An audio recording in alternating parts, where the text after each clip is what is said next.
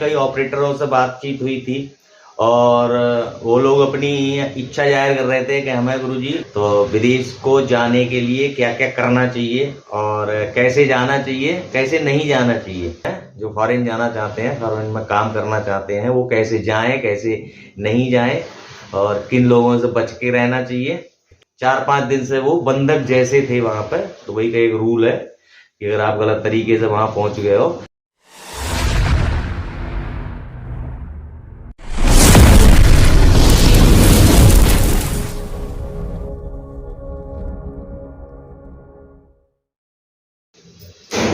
नमस्कार दोस्तों, स्वागत है आप सभी का हमारे YouTube चैनल पर।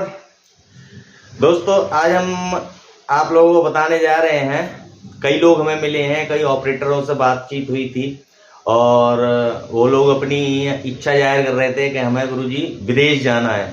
आप विदेश में रह के आए हो, आपको 5-6 साल लगा के आए हो विदेश में, तो विदेश को जाने के लिए क्या क्या करना चाहिए और कैसे जाना चाहिए, कैसे नहीं जाना चाहिए, तो उसके बारे में है दोस्तों वीडियो के अंत तक आप जरूर बने रहें, जिससे कि आपको पूरी जानकारी मिलती रही। जो हमारा अनुभव है, हम गए हैं तो हमें पता है, तो उसके बारे में है दोस्तों ये वीडियो अच्छा लगे तो लाइक शेयर एंड सब्सक्राइब कीजिए, नहीं अच्छा लगे तो कोई बात नहीं। और बाकी वीडियो के अंत तक जरूर रहिए, जिससे कि आपको हम जो आप जानकारी देना चाह रहे हैं विदेश के बारे में, जो फॉरेन जाना चाहते हैं, फॉरेन में काम करना चाहते हैं, वो कैसे जाएं, कैसे नहीं जाएं और किन लोगों से बच के रहना चाहिए। और जो फेसबुक पे या सोशल मीडिया पे जो लोग ऐड देख के इच्छुक हो जाते हैं कि नहीं वहाँ है और बड़े बड़े अच्छे लुभावने जो विज्ञापन होते हैं उनमें पड़ जाते हैं, तो उनके लिए ये वीडियो।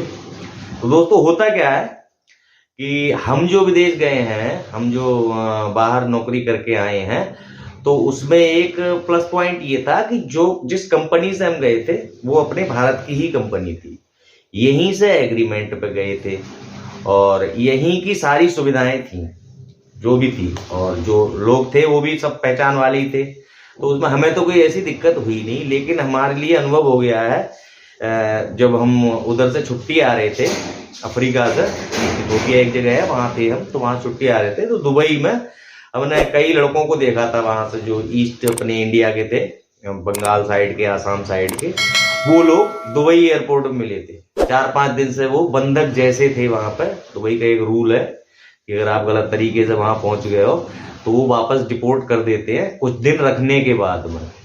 तो इसलिए मुझे ये लगा कि आप लोगों को इस बारे में जानकारी दें, और लोगों ने पूछा था इसलिए। तो हुआ क्या था, वो लोग बेचारे फंस गए थे किसी एजेंट के चक्कर में। तो एजेंट के चक्कर में, एजेंट से ही ज्यादातर आप लोग जा सकते हो। कंपनियां तो अपने यहाँ की है तो बतेरी जो काम कर रही है बाहर, लेकिन कम हो पाता है या पहचान कम होने के कारण। तो अगर आपको विदेश जाना है तो आप उस देश जाइए जहां पे आपका कोई जानने वाला या कोई भी रिश्तेदार या कोई भी दोस्त अगर वहां पे नौकरी कर रहा है और वो बुला रहा है, वो आपका एंट्री वीजा लगवा के दे रहा है, एक तो तरीका हो गया ये, तब कोई दिक्कत नहीं है, आप जाओ, क्योंकि वो है, उस पर आप भरोसा कर सकते हो। और दूसरा जो एजेंट के थ्रू जाना है, जैसे एजेंट कह देते हैं कि हम ऑस्ट्रेलिया भेज रहे हैं, न्यूजीलैंड भेज रहे हैं, रशिया भेज रहे हैं, कनाडा भेज रहे हैं, तो ये वाले मोस्टली 99% झूठ है, क्योंकि वहां पे ऐसा कोई काम बचा है नहीं ज्यादा जो है, और जितना काम है तो उनके पास वो स्टाफ वहां पे है, बाहर वाले की जरूरत पड़ती नहीं है। और जाने के लिए कौन कौन से देश हैं, कौन कौन से देशों में जाना चाहिए, तो ज्यादातर अभी तो रिक्वायरमेंट्स रहती हैं सऊदी अरबिया में, कतर में या ओमान में, या फिर अफ्रीका के कई देश ऐसे हैं जिनमें इस समय रिक्वायरमेंट्स भी होते रही हैं और वहां जाने में आपको दिक्कत भी कुछ नहीं है। अफ्रीकन कंट्रीज में वहां कोई दिक्कत ना है, वहां पे इंडियंस की मतलब इज्जत भी काफी है। और अरब वगैरह में कोई बहुत ज्यादा है नहीं, लेकिन अगर आपके साथ का कोई काम कर रहा है और वो बुलाना चाह रहा है आपको या बुला रहा है, रिक्वायरमेंट है, तो आप वहां चले जाइए। आप एजेंटों के थ्रू बिल्कुल भी ना जाने की कोशिश करें। जहां भी मतलब जाएं तो आप इंडियन कंपनी हो, बहुत अच्छी बात है। और अगर किसी भी अफ्रीकन कंट्री में आपको रिक्वायरमेंट कोई दिखाई देती है तो आप सही से उसको वो करवाएं, इंक्वायरी करें उसकी, एजेंट के थ्रू भी जाएं। और वो सब, हम ये नहीं कह रहे हैं कि सब एजेंट बेकार होते हैं या फ्रॉड होते हैं, लेकिन बहुत होते हैं, मोस्टली ये रहता है आपको ठगे जाने का मतलब चांसेस रहते हैं। तो उसमें करना क्या है, आपको एजेंट के थ्रू भी जाना है तो आप उससे सीधे सीधे बात कीजिए, कौन सा देश है, क्या सैलरी है, क्या एग्रीमेंट है, क्या रिक्वायरमेंट है, और रोलर की क्या है, ग्रेडर की क्या है, या जो और भी है, मतलब प्लांट ऑपरेटर हो, आप पेवर ऑपरेटर हो या लोडर ऑपरेटर हो। और मोस्टली जो जगह होती हैं वो ग्रेडर पे होती है, लोडर पे होती है, एक्सावेटर पे होती है, डोजर पे होती है, बस मोस्टली ज़्यादातर अगर ये है। और ड्राइवर्स की भी होती है, ऐसा नहीं है, ड्राइवर्स भी जा सकते हैं। तो एजेंट से पहले सारा क्लियर कर लो, वहाँ का मतलब जो भी है इंक्वायरी आप पूरी करो, उससे मालूम करो। फिर अगर वो पैसे मांग रहा है, तो आप पैसा वीज़ा आने के बाद में दो, अप्लाई आप कीजिए। वो जो आपसे मांग रहा है डॉक्यूमेंट्स में ज़्यादा कुछ होता नहीं है, आपको अपना आधार कार्ड वगैरह देना है, पासपोर्ट की कॉपी देनी है, और जो भी आईडीज होती हैं वो देनी होती हैं, और मतलब होता है जाने का यही। तो अगर वो ये मांग रहा है तो कोई बात ना, दे दो उसको पैसे, तब दो जब आपके लिए वीज़ा आ जाए। वीज़ा स्टैंप होता है यहीं, एंट्री वीज़ा जो होता है वो हमेशा यहीं होता है, किसी भी देश की एम्बेसी में जाके, अपने ही देश में। वो अगर स्टॉप हो जाता है तो आप ठगे नहीं जा रहे हो। एंट्री वीज़ा अलग होता है और ट्रैवलिंग वीज़ा अलग होता है। होता क्या है कि वो ट्रैवलिंग वीज़ा भेज देते हैं और वहाँ जाके फिर आदमी धक्के ही खाता है, जानकारी होती नहीं है। तो एंट्री वीज़ा लगवाने के बाद ही आप वहाँ जाएं, क्योंकि एंट्री वीज़ा उस देश का मतलब होता है जिस देश में आप जाना चाहते हो वहाँ की एम्बेसी से ही लगता है, और वो आपके उस पर स्टैम्प हो जाए, फिर आपके जो भी पैसे उससे तय हुए हैं एजेंट से या जिससे भी, तो वो आपको पे कर दो। उसके बाद में टिकट की जो भी है मतलब सब चीज़ें क्लियर कर लो कि टिकट किसका है, हमारा है या कंपनी का है। देखो कंपनी से अगर रिक्वायरमेंट आई है, और चाहे एजेंट भेज रहा है चाहे कोई भी भेज रहा है, तो कंपनी सारी सुविधाएं आपको दे के भेजती है, वो पैसे लेगी नहीं। एजेंट अपना जो भी कमीशन लेना चाहे वो अलग बात है, बाकी कंपनी अगर एंट्री वीज़ा लगवा रही है तो टिकट भी कंपनी ही देगी और वीज़े के पैसे भी कंपनी ही देगी। आपको तो कुछ नहीं करना है, आपको सिर्फ जाना है, एग्रीमेंट बन जाता है। एग्रीमेंट की एक कॉपी यहीं आप लीजिए, कभी कभी ऐसा होता है वहां जाके एग्रीमेंट होता है, लेकिन जो भी मतलब कंपनी आपको बुला रही है उससे एग्रीमेंट लेटर यहाँ भी बनवाइए, जो आप अपने घर पर रखिए। आप अपना एक एनआरई अकाउंट होता है, वो किसी भी बैंक में खुल जाता है, बैंक ऑफ बड़ौदा है, एसबीआई है, इंडियन ओवरसीज बैंक है, कई बैंक हैं ऐसी जिनमें एनआरई अकाउंट खुल जाता है, जो कि विदेश से पैसा उस पर जो डॉलर्स होते हैं वो कन्वर्ट होके ऑटोमेटिकली आपके रुपए में कन्वर्ट होके वो जमा हो जाते हैं। एक तो ये होता है।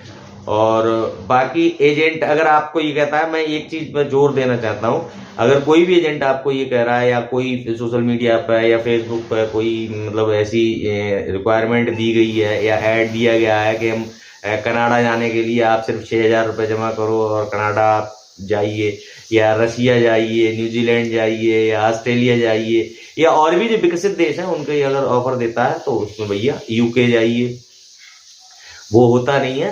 तो वहाँ के लिए आप उसको समझ लो कि 100% ये फ्रॉड है, ये नहीं।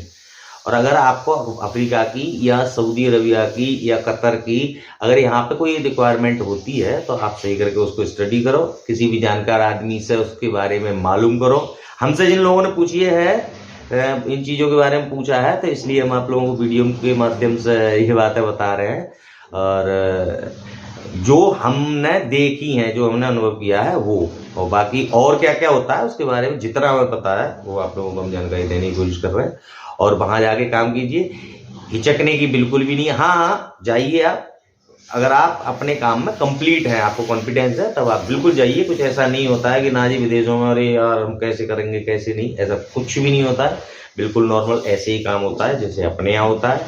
ड्यूटी वहाँ पे और बढ़िया होती है, मतलब फिक्स होती है। अपने यहाँ तो 12-12 घंटे की मतलब लगभग सब कंपनियों ने फिक्स जैसी ही कर रखी है, लेकिन विदेशों में ऐसा नहीं है। वहाँ पर 8 घंटे की ही ड्यूटी है, लेकिन है फिक्स और सख्त है।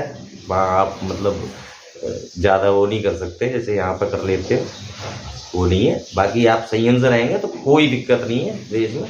और विदेश का पैसा अक्सर बच जाता है ज़्यादा से ज़्यादा, क्योंकि वो आपके अकाउंट में आता है और उस अकाउंट से अब आपकी घरवाली पे किसी पे तो कोई बात ही नहीं है, बाकी देखिए तो सारा पैसा इकट्ठा हो जाता है। तो आप विदेश जरूर जाइए, लेकिन अच्छी सी इंक्वायरी करके, किसी अच्छी जानकार जो रह के आया है या जानकार आदमी से सलाह लेने के बाद में एग्रीमेंट यहीं करवा के, एक एग्रीमेंट की कॉपी अपने घर में दे के और एंट्री वीज़ा यहीं से लगवा के तब आप जाइए। और कोई अगर कहता है कि ना वीज़ा आपका पास उस पर एयरपोर्ट पर लग जाएगा, तो एयरपोर्ट पर जो वीज़ा लगता है वो ट्रैवलिंग वीज़ा लगता है, एंट्री वीज़ा नहीं लगता है। काम करने के लिए जो वीज़ा होता है वो एंट्री वीज़ा होता है, और यात्रा करने के लिए या घूमने के लिए जो वीज़ा होता है वो दोस्तों वो ट्रैवलिंग वीज़ा होता है। तो ट्रैवलिंग वीज़ा पर आप घूम के आ सकते हो, वो काम का वीज़ा नहीं है, वो वहीं से आप समझ जाओ। अगर कोई कहता है कि ना हम तुम्हारा एयरपोर्ट पहुंचो, वहाँ पर तुम्हारा वीज़ा लगवा के दे देंगे, तो नहीं, वो गलत है। तो ये तो है दोस्तों। और विदेशों में जाने के लिए कोई ऐसी है नहीं, जरूर जाओ, अपने अपने सपने हैं जिन को हैं और उनको करना चाहिए। हम भी गए हैं, हालांकि हम अपनी तरफ से नहीं गए हैं, हमें हमेशा कंपनी ने ही भेजा है और कंपनी एग्रीमेंट पे ही गए हैं।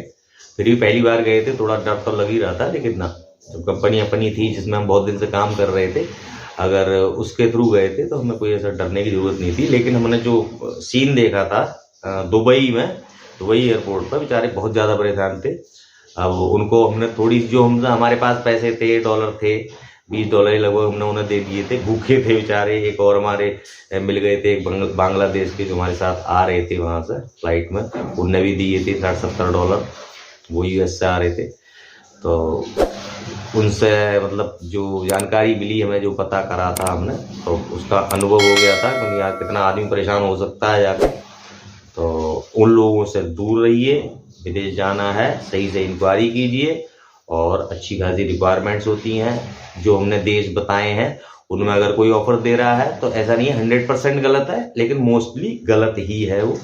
उन देशों में ऐसी रिक्वायरमेंट होती नहीं है। हाँ, अफ्रीकन कंट्रीज़ हैं और एशिया के कई देश हैं उनमें, या UAE के हैं देश, उनमें रिक्वायरमेंट्स हैं अपने इंडियंस के लिए। और आप लोग जाइए, और वीडियो अच्छा लगा हो, जानकारी अच्छी लगी हो तो वीडियो को लाइक, शेयर एंड सब्सक्राइब करें।